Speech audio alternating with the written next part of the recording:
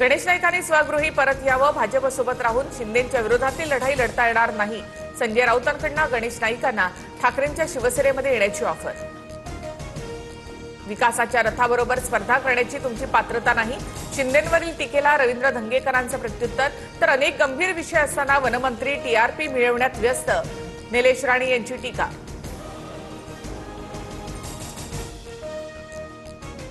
मुंबई महापालिकेत विरोधी पक्षातील नगरसेवकांचा गोंधळ. महापौर ऋतू तावडेंकडून शिवसेनेच्या गटनेतेपदी अभय घोलेंच्या नियुक्तीनंतर घोषणाबाजी.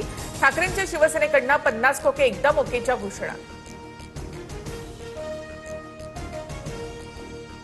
सरकारकडून नोकरीच्या प्रस्तावावर निर्णय अद्याप प्रलंबित. आम्ही आर्थिक अडचणींचा सामना करतोय. पहलगाम हल्ल्यातील मृत संतोष जगदाळे यांच्या कन्येची व्यथा. तर आम्ही जगदाळे कुटुंबियांसोबत समस्या जाणून घेऊ, शिंदेंचं आश्वासन. पंतप्रधान नरेंद्र मोदी उद्या मुंबईच्या दौऱ्यावर. फ्रान्सच्या राष्ट्राध्यक्षांच्या उपस्थितीमध्ये क्लायमेट परिषद कार्यक्रम पार पडणार. राजभवनातील कार्यक्रमाला मोदी उपस्थित राहणार.